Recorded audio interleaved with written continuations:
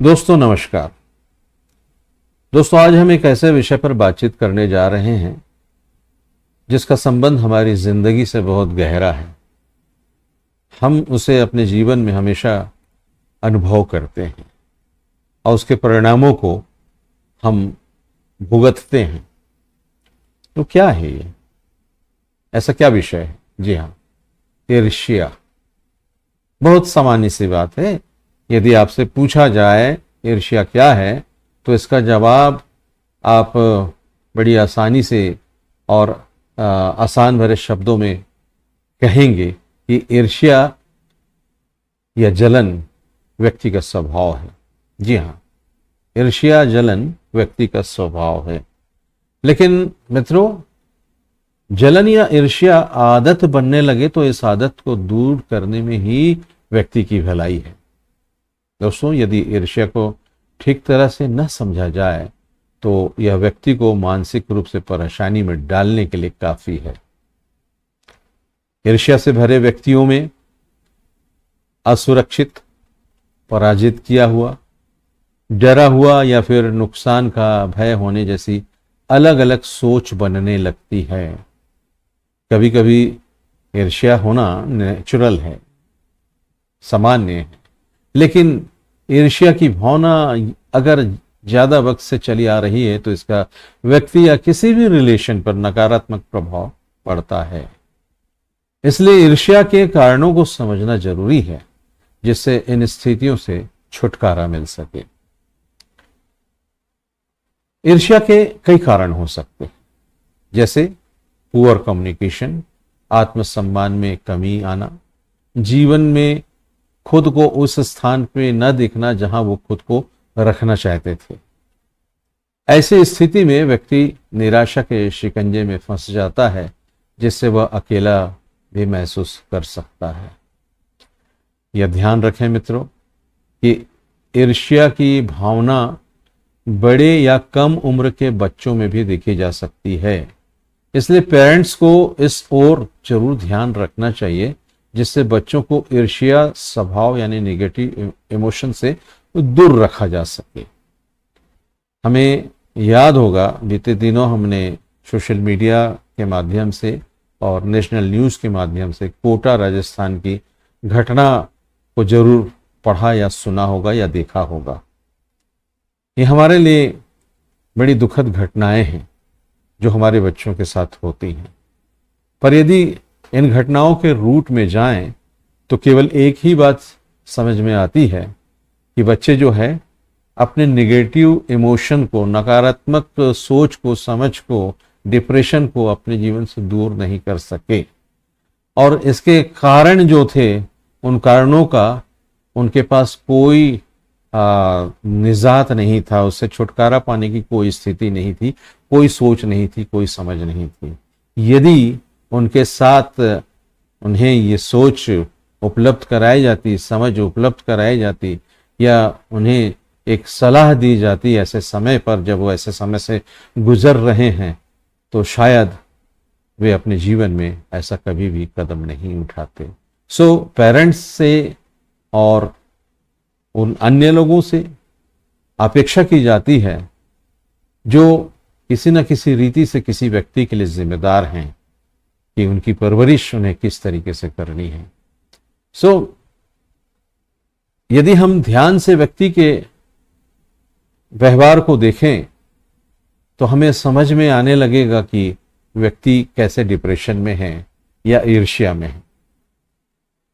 यदि व्यक्ति में ठीक से बात न कर सकने की स्थिति नजर आए, यदि उसमें आत्मसम्मान की कमी नजर आए, यदि वह डरा सहमा सा नजर आए, यदि वह हमेशा नाराज और क्रोध से भरा नजर आए और यदि उसमें किसी के भी प्रति सहानुभूति की कमी नजर आए, तो यह सब बातें ईर्ष्या के कारण उसके व्यवहार में आ सकती हैं। मित्रों, रोमांटिक रिलेशनशिप में भी किसी एक व्यक्ति में असुरक्षा की स्थिति के कारण ईर्ष्या की भावना पैदा हो सकती है, जो आजकल के युवा दंपतियों में हमें ज्यादातर देखने को मिल रहा है। ईर्ष्या के कारण व्यक्ति तर्कसंगत नहीं हो पाता है और जिसके कारण प्रतिक्रियाशीलता में कमी हो सकती है। परिवार के सदस्यों के बीच आपसी मतभेद या किसी अन्य कारण से भी ईर्ष्या की भावना पैदा हो सकती है, जो आजकल हमें ज्यादा देखने को, अपने परिवारों में ज्यादा देखने को मिलती है। जलन या ईर्ष्या के प्रकार में सेक्सुअल एवं सस्पिशियस जेलसी भी है। आशंका के आधार पर एक साथी ने दूसरे साथी को धोखा दिया और इस तरह से उसने ईर्ष्या को वहां पर स्थापित कर दिया, और इस तरह हम देखते हैं कि बहुत से परिवार टूटन की कगार पर हमें नजर आते हैं। काम पर या आपके कैरियर के संबंध में आने वाले व्यक्तिगत डर के कारण जलन पैदा हो सकती है। National centre for biotechnology information में एक पब्लिश रिपोर्ट के अनुसार सिजोफ्रेनिया और भावनात्मक विकार की समस्या से डायग्नोज पेशेंट में ज्यादातर ईर्ष्या की भावना देखी जाती है। अर्थात ईर्ष्या के कारण ही, कई कारणों में ईर्ष्या भी एक कारण है जो उनमें सिजोफ्रेनिया या भावनात्मक विकार पैदा करती हैं। रिपोर्ट के अनुसार जब ईर्ष्या की भावनाएं लंबे समय तक चलने वाली, व्यापक या गंभीर होती हैं, तो यह संकेत है कि व्यक्ति मेंटल हेल्थ से जुड़ी समस्याओं का शिकार हो सकता है या हो सकती है। ईर्ष्या के कारण व्यक्ति में कई बदलाव, शारीरिक परेशानी या मानसिक परेशानी देखी जा सकती है, जैसे रिलेशनशिप पर नेगेटिव प्रभाव पड़ना, ब्रेकअप हो जाना या डिवोर्स हो जाना, इंसोमिनिया की समस्या होना, पैनिक अटैक आना, सिर दर्द की समस्या होना, सीने में दर्द महसूस होना, हाई ब्लड प्रेशर की समस्या का होना, पेट दर्द की समस्या का होना, वजन में बदलाव यानी कम या ज्यादा होना। ये ऐसी कुछ परेशानियां हैं जो जलन या ईर्ष्या की भावना ज्यादा समय से होने पर हो सकती है। वैसे मित्रों, जलन या ईर्ष्या की भावना कोई गंभीर समस्या नहीं है, इसलिए अगर इसे दूर करना चाहें तो आसानी से दूर किया जा सकता है। कैसे? अपनी भावनाओं को दूसरों के सामने व्यक्त करें और आपसी बातचीत को क्लियर रखें, जो हम नहीं करते हैं। स्पष्ट बात हम नहीं करते हैं, साफ सुथरी बातें नहीं करते हैं। अपने भावनाओं को, कई भावनाओं को बातचीत के समय हम छिपा जाते हैं, जो हमें नहीं करना चाहिए।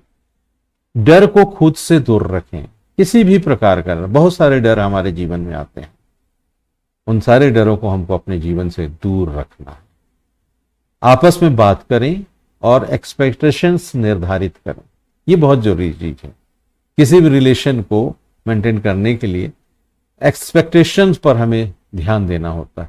होता यह है कि हम किसी से जब संबंध बनाते हैं तो एक अपेक्षा के साथ हम उससे संबंध बनाते हैं, कि अपेक्षा रखते हैं कि यह ऐसा करेगा, वैसा करेगा। लेकिन हम इस बात को भूल जाते हैं कि क्या वास्तव में वो हमारे एक्सपेक्टेशंस के दायरे में आता है, या उसमें वो काबिलियत है कि वो अपेक्षाओं को पूरी कर सके। और जब ऐसा होता है कि वो हमारी अपेक्षाओं को पूरी नहीं कर पाता है, तो हम अपने रिलेशन को उससे ब्रेक कर लेते हैं, जो कि नहीं होना चाहिए। हमें ऐसी स्थिति में भी उस रिलेशन को बना के रखना चाहिए। आपस में बात करें और एक्सपेक्टेशंस निर्धारित करें। अच्छे कामों में अपने आप को व्यस्त रखें, ये सबसे महत्वपूर्ण बात है। यदि हम इससे छुटकारा पाना चाहते हैं, सिजोफ्रेनिया की स्थिति में, मानसिक विकार की स्थिति में यदि नहीं आना चाहते हैं, तो हमें अच्छे कामों में अपने आप को व्यस्त रखना होगा।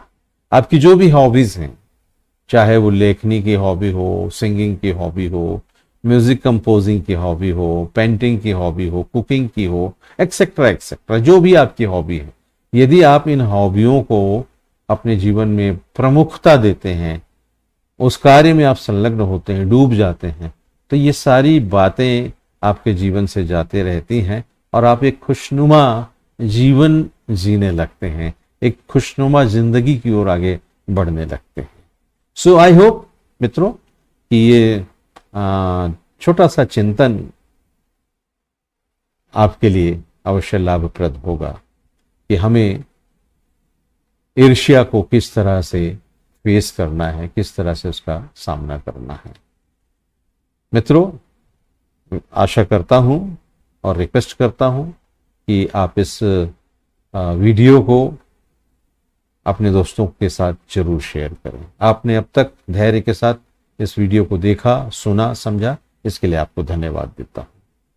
इसी अपेक्षा के साथ कि अगले वीडियो में हम फिर किसी विषय पर चर्चा करेंगे, इसी आशा और विश्वास के साथ आप सबों को नमस्कार कहता हूं।